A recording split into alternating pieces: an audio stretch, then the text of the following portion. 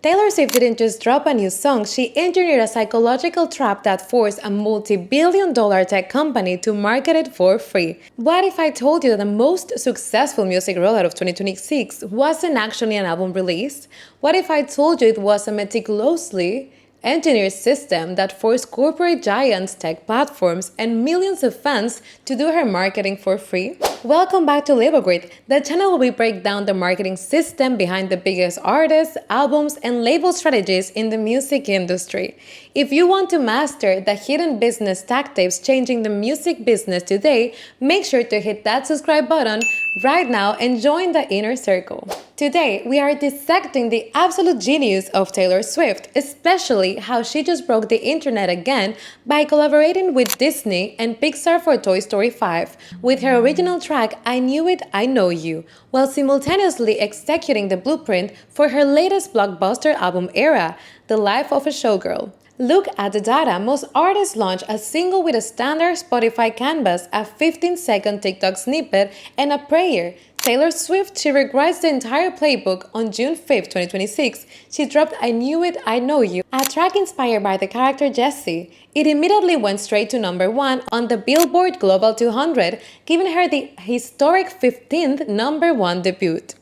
But the music is only half the story. The real magic lies in how she got there. Over the next minutes, we're going to break down the curtain on her transition from simple product marketing to unstoppable ecosystem brand building. We'll cover the viral digital Easter eggs, the massive corporate alignment with Disney, and how her latest album strategy leverages controlled narrative management to drive multi-billion-dollar economic value. If you're a creator, manager, or marketer looking to understand how modern audience attention actually works, grab a notebook. You cannot afford to skip this. If you thought the recent glitch on Taylor Swift's streaming profiles was an accident, you completely fell for her trap. Now, before we look at the music, we have to look at the glitch. Because what looked like a random software update on streaming platforms last month was actually a calculated corporate heist of public attention. Let's deconstruct the Toy Story 5 rollout strategy. In classical music marketing, a soundtrack single is just a transitional cross-promotion. The studio pays the artist records the song, and it plays over the end credits. Taylor Swift completely inverted this model. She didn't just record a song, she gamified the announcement. According to reports, Taylor watched an early screening of Toy Story 5, got struck by what she calls songwriter sumis, and recorded the entire track with Jack Antonoff in a jaw-dropping 8 hours. But it's that distribution and teaser strategy where the marketing masterclass begins. Her website didn't display a boring press release. It quietly put up the countdown clock beneath the background featuring the iconic Andy's Room clouds. Then came the psychological trigger. Swifties noticed that the album art of 1989, Taylor's version, on major streaming networks didn't show a 5 seagulls anymore. They were replaced by 5 clouds, a brilliant double entendre signifying Toy Story 5 and the year 1989, which is fictiously recognized as the birth year of Andy from the original movie. This is what we call participatory marketing. Instead of spending millions on standard advertising, Swift relies on her online community to build organic velocity. She creates cryptic clues which her fans decrypt, generating billions of organic impressions completely free of charge. Tech platforms like Apple, Google, and Spotify quickly joined the movement. For instance, on Apple Music, fans found that if they track her legendary Track 5 playlist, the slots historically reserved for her most emotionally raw songs, the text was subtly modified with only the capital letters T and S, lighting up to drop secret clues. When you get Apple, Spotify, and TikTok to alter their native user interfaces to support your rollout, you aren't just a musician anymore. You are a culture-defining platform.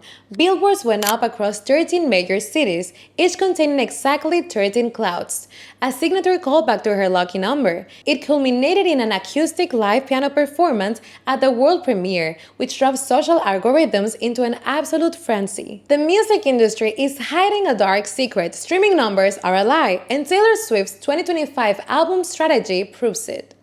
Here is the truth the music industry doesn't want you to know. Dropping hit records is no longer enough to stay on top. The real money isn't in the music stream, it's in the captive ecosystem, and her late 2025 album The Life of a Showgirl proves it. For years, labels operated under the old announce and advertise model. You announce an album, you do a radio tour, you sell the CD, you go on tour, and you repeat. Taylor has completely replaced this outmoded approach with an integrated cultural strategy. Following the historic $5 billion economic impact of her Eras tour, The Life of a Showgirl was designed to capture post-tour momentum and transition into a sustainable long-term ecosystem.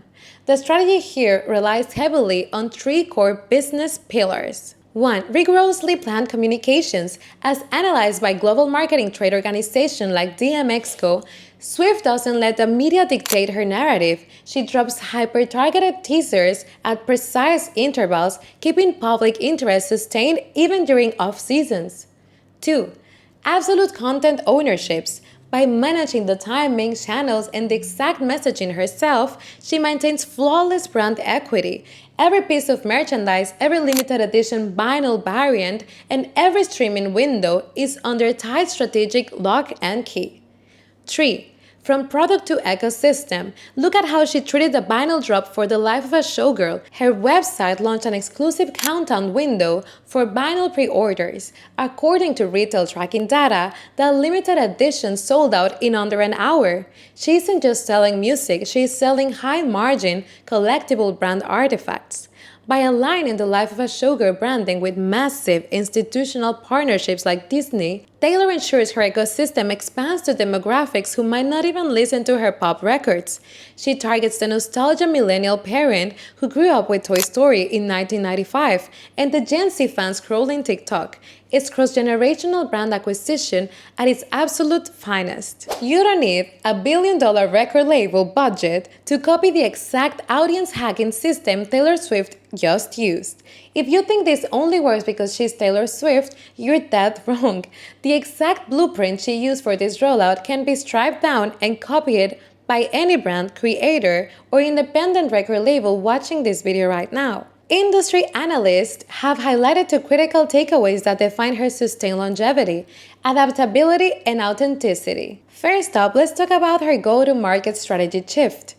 Taylor famously pivoted from country to pop and now back to country-inspired storytelling for tracks like I Knew It, I Know You. She teaches us that rebranding shouldn't be a jeering shock to your audience, it should be framed as a chapter of personal growth. By pulling her fans into the behind-the-scenes process, like sharing her raw excitement about recording that Toy Story song in 8 hours to present to Bob Iger, she builds massive consumer trust.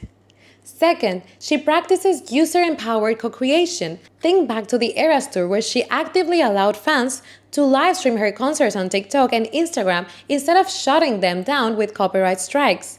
She understands that modern community doesn't want to just sit there and buy a product. They want to feel like co-authors of the brand narrative. When fans spent days cracking the cloud puzzles on Apple Music, they weren't just streaming a track, they were invested in a victory they felt they helped uncover. If your marketing strategy relies entirely on telling people to go click the link in bio to buy my product, you are losing. You need to give them an interactive experience. You need to find your own blank space, the unmet emotional need of your audience, and build an interactive world around it. Taylor Swift isn't just an artist anymore, she has successfully built the world's first bulletproof music monopoly. Ultimately, her collaboration with Pixar and her execution of The Life of a Showgirl era show us that the line between the music industry and corporate brand management has completely dissolved.